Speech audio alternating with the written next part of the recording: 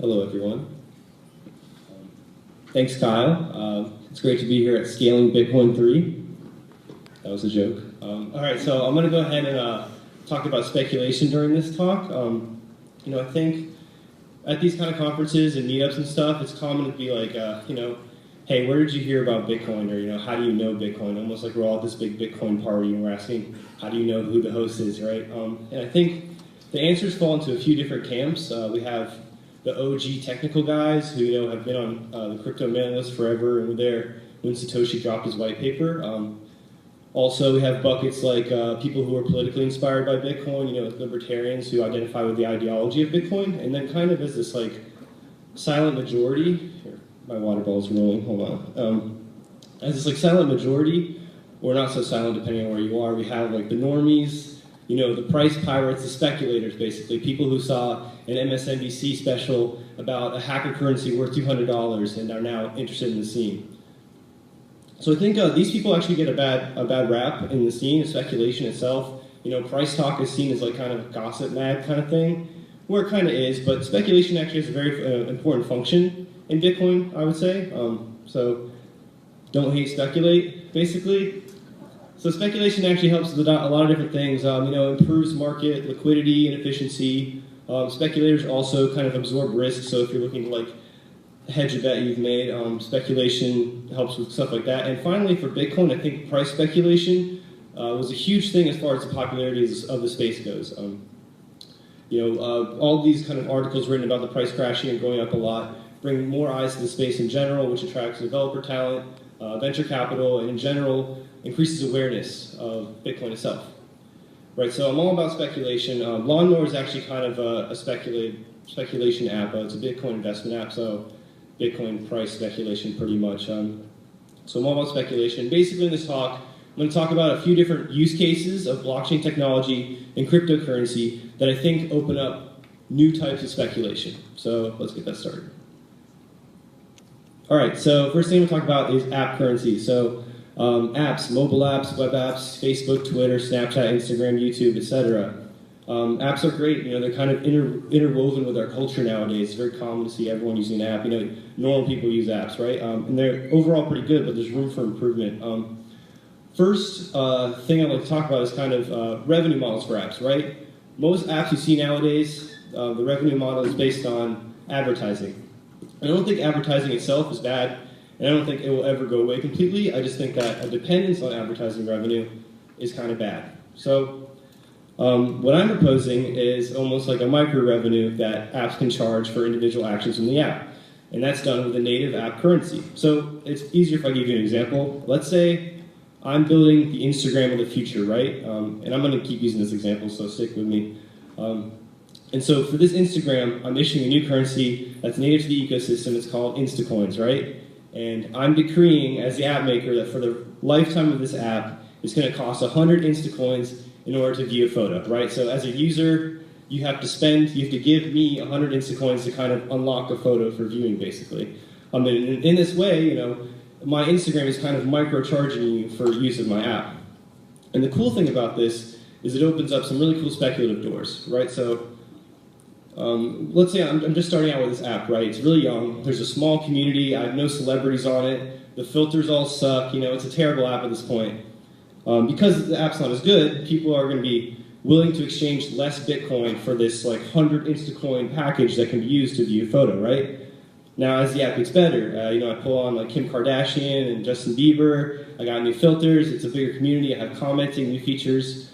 The app is worth more, right? So people are going to be more willing to exchange more Bitcoin for this 100 Instacoin package that can be used to unlock a photo. Essentially, the exchange rate from Bitcoin to Instacoin improves. And basically, because a certain amount of Instacoins is attached to a particular piece of functionality within the app, the Instacoins are almost directly correlated with the value of the app itself. So this enables a lot of cool things. You can speculate on apps before they IPO, right? Like you can get in early. And we saw a lot of this kind of back in 2014 with the whole kind of AppCoin thing. But a lot of those were decentralized applications. And in this case, it can easily be a centralized application with, for example, Instacoins as like color coins or something like that. Stacks not important. So basically, to summarize, new revenue stream for apps and also allows speculators to get into apps way earlier than they normally would have been able to. All right, so next thing I want to talk about is digital properties. So back on apps again. One thing that also sucks about apps, content creators don't get rewarded. Besides YouTube, that's like the exception basically, but for the most part you don't get rewarded. So I have an idea for this. Let's say that I'm Kim Kardashian, right? And I want to kind of join this new futuristic Instagram that's been designed, right? So I'm going to go sign up for a profile. And when I sign up for a profile, Instagram's going to send back to me a bunch of crypto assets that are almost like shares of my profile, if you will. And the owners of these shares essentially receive dividends whenever someone views one of my photos. So let's take it back to a concrete example. So I said before, as a user, I have to pay 100 Instacoins to view a photo on this futuristic Instagram, right? Well, let's say that instead, Instagram has a thing of a 50% rev share, basically, right? So when I go to view a photo and I spend those Instacoins, 50% are going to go to Instagram, the company, and 50% are going to go to the shareholders of Kim Kardashian's Instagram profile, right? So it's kind of crazy. It's almost like a company stock, but instead it's like a social media profile. And when Kim Kardashian creates her profile, you know, she can do one or two things. She can, one, hold on to all the shares that she has, right? So she thinks she already has a lot of money, she's already a celebrity, she's going to hold on to those shares and just receive the dividends on each of her photos as people view them. Or alternatively, let's say she's just starting out, right? She wants some money so that she can buy cooler clothes or like a better camera or better phone or something to improve her profile, right? So she can sell some of these shares in the open market on exchanges and stuff, get Bitcoin that she can actually use, and then speculators can trade these shares around to speculate on her profile's value. And like I said, it's kind of like company stock. I can even foresee a scenario where Instagram opts to try to buy out or acquire a profile if they feel that they'll save money in the long run, right? Like they think Kim's going to keep getting views, so instead of paying those dividends over time, why not just buy out all the shares from her and overall save money over time, in which case the speculators who got in early would be rewarded. Right, so that's kind of what, that's digital properties basically, anything that gives value within the context of an app. SoundCloud profile, you know, an album on YouTube or Instagram profile. Right, so the next thing I'm going to talk about is virtual goods, which is, for the most part, in-game items. So we've seen a trend probably the past 3 or 4 years, kind of the rise of in-game economies, especially with mobile games. You know, you have stuff like in-app purchases, the whole Candy Crush thing with coins and stuff like that. But even before that, we have games like EVE Online, World of Warcraft, Second Life, for example, have huge in-game economies.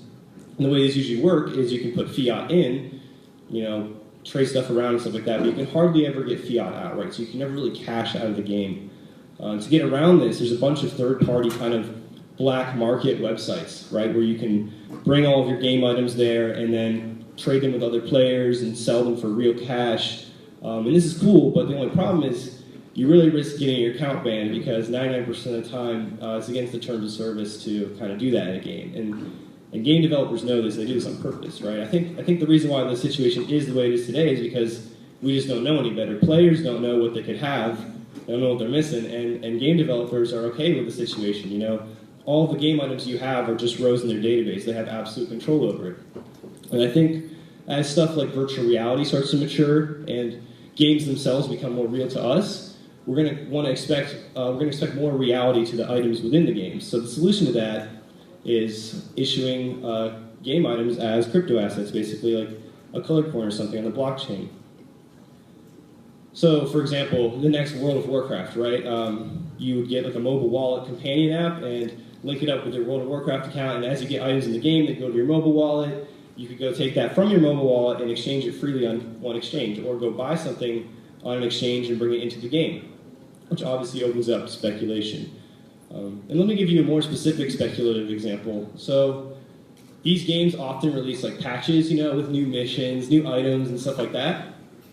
But usually when they release the patch, the game's gone through, the patch has gone through beta testing and stuff, but Blizzard, the maker of the game, hasn't really figured out all the subtle nuances to the new patch they created. They don't know what strategies work best.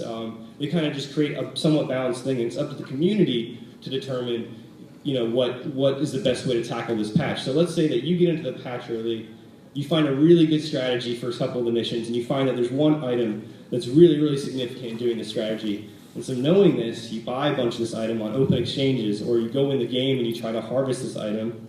And then once the strategy goes public, let's say someone posts a YouTube video about it, like, here's how to beat this boss with this special item, you've owned a lot of the item, right? So then the item's going to be demanded more, go up in value, you successfully speculated on a video game item, which I think is really cool. All right, so, I can also see a scenario where instead of specific in-game items, we have kind of a generic in-game item, right? So I can think of like a Toyota Camry as a crypto asset, and maybe it has standardized attributes like a top speed and like a weight, acceleration, stuff like that. And you can take this Toyota Camry and bring it into Gran Turismo, or you could bring it into Forza, or maybe even like Mario Kart, right? And items like this can also be speculated on as well. And they don't depreciate like real cars do. So we've talked about virtual versions of real items like cars. Now I'm going to talk about actual physical things. So there's this great TED Talk that was given within like the past year or two. This guy basically talks about the secondhand Nike sneaker market. And he says it's like a $1.2 billion market. I don't know, I was really shocked by how big it was. Basically what happens is Nike will be like, hey, we're dropping this like collectible Jordan. So people will line up outside, kind of like you see with like when the new iPhone launches and stuff like that. And they'll all line up outside, buy all these Nike sneakers and then go to sell them on eBay for a profit. And the guy who gave the talk, he actually built a website where you build your virtual shoe collection, right? So you own all these shoes in real life and you add them to this bucket on a website. And it kind of tracks it almost like a stock portfolio. So you say, hey, I bought this Air Jordan at $200, I bought this shoe at $100, and then it will track the value of that portfolio based on the market. But there's a couple issues with the way things are done right now. The markets are really illiquid.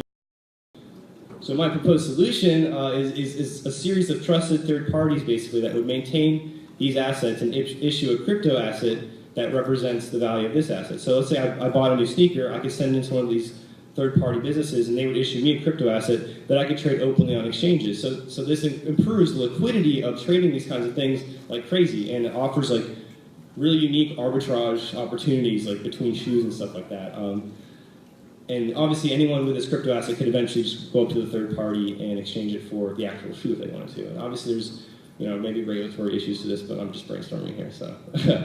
And also I call this pseudo-commodities because, the way I describe things working is kind of similar to how gold commodity markets work, but the definition of a commodity, like the whole idea is like gold is gold, right? Well, a Nike shoe is not an Adidas shoe, but if you get more granular and more specific, a Nike Air Jordan is a Nike Air Jordan, by model. So they're not exactly commodities, but they can behave like commodities, kind of. So these are kind of the three use cases I thought of that, I think are really cool and also have a speculative side to them. This is by no means comprehensive at all.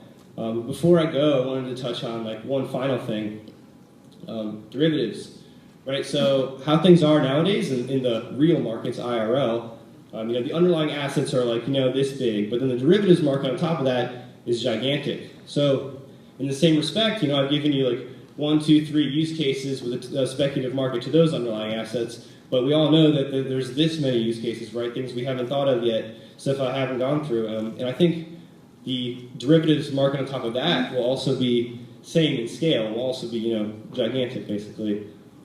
Because all of these are crypto assets, regardless of what blockchain they're issued on, I think eventually we'll have this kind of interoperability between blockchains. We'll be able to create smart contracts with all these assets and create, futures contracts and stuff like that. And I think it's going to be able to do some really crazy things eventually. So that basically concludes my talk. If you have any questions, you want to reach out, follow me on Twitter. Thank you.